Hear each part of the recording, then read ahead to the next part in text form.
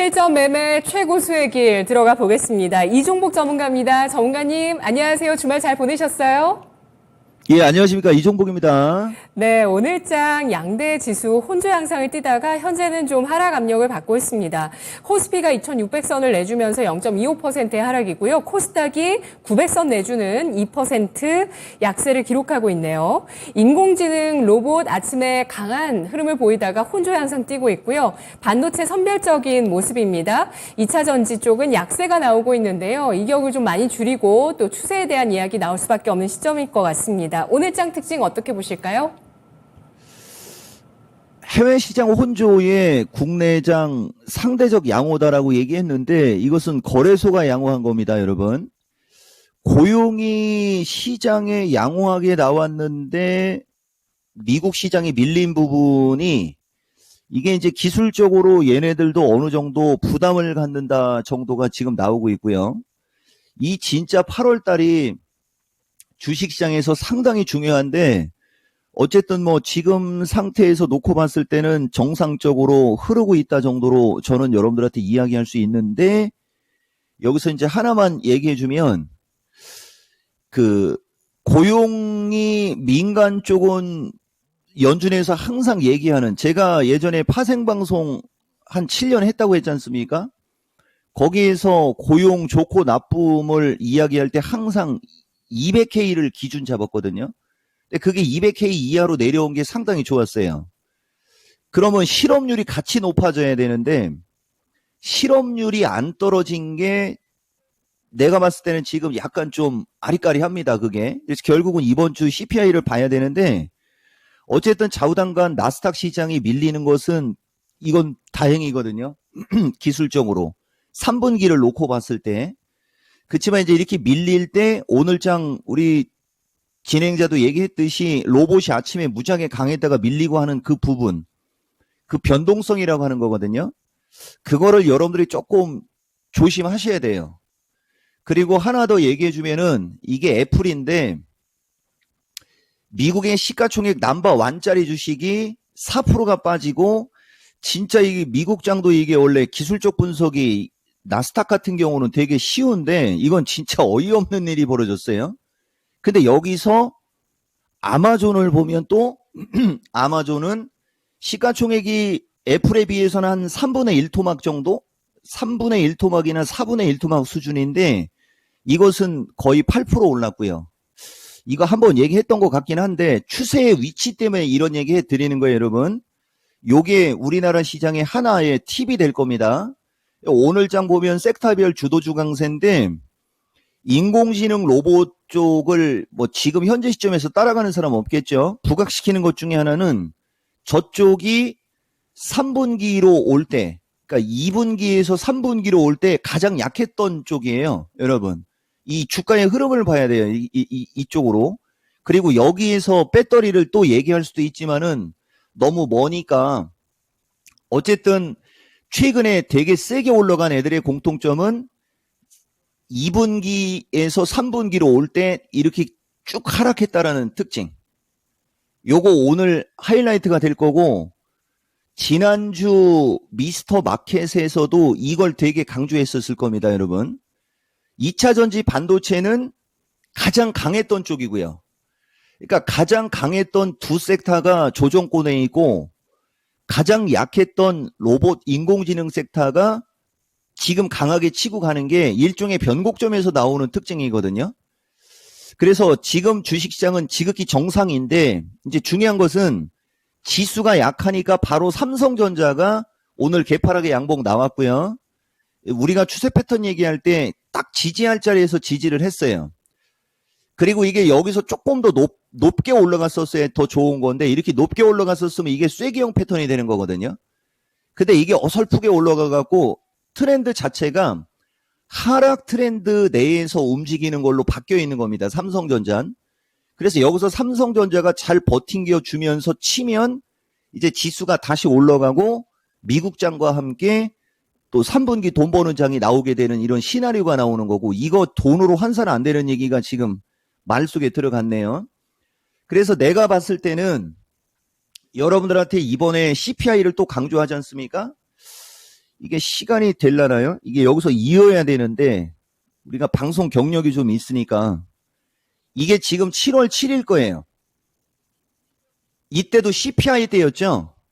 여기 이종복이가 한 얘기 중에 제일 중요한 게 삼성전자 7만에서 6만 8,500원이 선물 기준에는 333에서 332일짜리였었어요. 근데 오늘 삼성전자가 67,700원을 찍었단 말입니다. 삼성전자가 67,500원 플러스 마이너스로 오게 되면 선물 지수는 327에서 325였습니다. 7월달. 그러니까 지금으로부터 한 달 전 얘기입니다. 근데 지금 어떻게 되어 있냐면은 삼성전자가 아침에 67,600원을 찍었어요. 근데 조 당시 선물 저점은 340을 찍었습니다. 그러니까 이게 무슨 말이냐면은 지수 단위 종합으로 얘기하면 일반인들은 종합으로 얘기를 해야 되니까 지금 선물 1P에 대략 7.7이거든요. 저 선물 지수 기준으로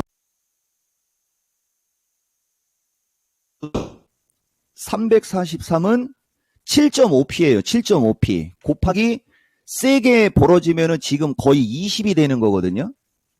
그럼 150포인트 종합으로 얘기하면 잘못되어 있는 겁니다. 중간치로 얘기하면은 7.5 곱하기 333이었으니까 10 정도 하면은 75P. 그러니까 지금 종합은 75에서 150P가 150포인트가 어긋나 있는 거예요. 틀어져 있는 거예요. 그래서 삼성전자하고 하이닉스 같이 저렇게 최근에 시가총액이 높은 애들이 움직임이 좋을 때 오늘 배터리가 많이 빠지는 것도 저기에 있는 거고 반도체에서 고점에 있는 애들이 조금 비리비리한 이유가 거기 있는 거죠. 삼성전자 하이닉스가 저 정도로 강하면 반도체가 원래 전체적으로 다 세야 되거든요. 근데 반도체 위치도 서로 다르기 때문에 저런 일이 벌어지는 거죠. 추세 패턴의 중요성이란 얘기입니다. 그래서 내가 봤을 때는 이번에도 반도체가 CPI 타이밍을 기준으로 조금 더 안정적으로 움직일 확률이 높고요. 그 다음에 월별, 일별로 얘기할 때 배터리가 지금 오늘 월요일이지 않습니까? 오늘 조정받으니까 한번 써먹어 보세요. 오늘 내일 쪽으로 만약에 조정을 받게 됐을 때 수목 타이밍으로 갈 때 이제 반등이 나오는 타이밍에 걸리면 중심이론 6대 필살기가 이제 여러분들 어떤 식으로 활용이 되는지 알 거거든요. 그러면 결국은 CPI를 기준으로 반도체하고 배터리가 움직임이 좋을 게 벌써 예측이 되니까 아침에 인공지능 로봇 같은 주식이 날라다닐 때 쫓아 들어가면 노마크로 물리게 된다라는 결론이 나오는 겁니다. 이 무지하게 중요한 얘기입니다. 그래서 지금 이런 흐름이 나오고 어쨌든 삼성전자 하이닉스가 양호하면서 반도체 쪽도 인공지능 기반형 중에 조금 더 소형주가 움직임이 좋아요. 이건 특징입니다. TF, 레이저 같은 쪽. 이쪽이 조금 더 움직임이 좋고 그 다음에 SNS텍처럼 먼저 많이 밀린 애들이 흐름 양호하고 이오테크하고 주성이가 가장 고점에 있거든요. 그러니까 좀 비리비리하죠. 대신 또 상대적으로 덕산이는 특징입니다. 덕산이는 최근에 47,000원에서 4만원대로 지금 급락이 나왔잖아요. 그러니까 오늘 좀 반등이 센 거. 요게 특징이죠. 그래서 오늘장 특징은 전체적으로 변곡점 앞에서 눈치를 보는데 배터리는 아직 이격이 높고 반도체는 이격이 적은데 상대적으로 단이 아랫단에 있는 종목의 움직임이 좋다. 이렇게 말씀드릴 수 있습니다. 네, 전형적인 변곡점 장세. 그 안에서 소외됐었던 로봇 AI가 제 역할을 다 했기 때문에 현재 추격 매수는 하지 않는 편이 좋겠다라는 의견. 그리고 CPI 전후로 인해서 반도체의 움직임 지금 좀 아슬아슬하긴 하지만 이 반도체가 또 역할을 해주고 있는 그런 모습을 보여주고 있습니다. 자, 그렇다면 오늘 장의 투자 전략 어떻게 세울까요? 345하고 아까 얘기한 대로 341 박스예요. 이게 지금 내일도 왔다리 갔다리 할 거고 그러니까 345 위로 올라가면 CPI 전이에요. 목요일이니까 345 위로 올라가면 아마 거기서 주춤거릴 거고 340 쪽으로 밀리면 다시 저점 매수세 들어올 거고 아마 이런 식으로 움직이면서 변곡점을 맞는 거죠. 근데 누차 얘기지만 이번에 야간 강연 방송 타이밍이 오늘이 아니고 내일인 것도 이유가 있다라고 얘기해 드렸을 겁니다. 345 돌파 341 지지 체크에 추세 패턴의 중요성 3 들어가요, 여러분. 거의 이 종목 방송에 5할 이상은 추세 패턴이죠. 5할 이상이. 그리고 내가 강조하는 거 중기 관점 양호. 그게 거의 3할 이상. 그리고 가끔가다 한 번씩 포트폴리오 조정 얘기를 하고 아마 이럴 겁니다. 그 세 가지 위주로만 얘기하는 것도 이유가 있어요. 이거저거 얘기해봤자 뭐, 그쵸? 예. 그래서 어쨌든 추세 패턴 중요성 3고 특징은 3번 이상 얘기 안 한다는 거. 여기 보면 오늘 제가 기가 찬 거 하나만 얘기해 드릴게요. 이노뎁이라는 주식도 올 초에 마이크로소프트 관련주로 내가 가끔 얘기했던 주식이거든요. 2만 원에서 만 원까지 반토막이 났다가 한 4, 5거래일 사이에 절반을 올려줬는데 15,000원대까지 아침에 갔다가 12,000원으로 밀어버리는 이 참 어처구니 없는, 이런 걸 우리가 어처구니 없다라는 표현 쓰는 거죠. 이런 시세. 이게 거래량 때문에 그렇거든요. 그 다음에 RS오토라고 아마 여러분들 좀 자주 들어봤을 겁니다. 이종복이가 인공지능 로봇과 얘기할 때 자주 얘기해주는 주식인데 이것도 18,000원에서 11,000원대로 밀렸다가 아침에 15,000원 언저리까지 거의 한 4, 5거래일 사이에, 그러니까 주가가 추세 패턴을 만들면서 어느 정도 지지 라인에 왔을 때 타이밍을 잘 잡으면 한 3, 40%가 그냥 한 방에 올라간다는 거. 시간이 아직 좀 남았죠. 그래도 내가 찍어놨으니까 한번 얘기해 드려볼게요. 네이버도 얘기해 줘야 돼. 네이버 보면 내가 2년 동안 네이버를 안 좋게 얘기하다가 7월 6일 날 전문가 사명으로 한번 얘기해 줬었어요. 사칭 조심하라는 얘기 하면서 카카오 내가 조금 봐주려고 할 때, 이게 지금 이 자리에서 지금 네이버가 이렇게 날아가는 거 보이시죠? 주가가 올라가려면 이렇게 올라가야 되거든요. 근데 지금은 네이버가 중요한 게 아니고 RS오토가 중요한 거니까, 이게 RS오토하고 마음인데 7월 15일 얘기입니다.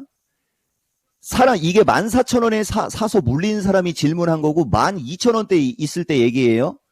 많이 물린 것처럼 보이지만 한 방에 올라갑니다라고 하는 거 보이시죠? 여기 이렇게. 지금 장이 이런 장이에요. 그러니까 아까 이노뎁처럼 거꾸로 얘기하면 바닥을 치고 올라갈 때 쫓아 들어가면 한 방에 저렇게 되는 거고, 반대로 저점권에 밀렸을 때 잡았을 때는 한 방에 저런 수익이 나는 것을 실제 사례로 여러분들한테 이야기하고 있는 겁니다. 그럼 여기도 지금 보면 심택이었죠. 심택이가 네이버과하고 되게 비슷하지 않습니까?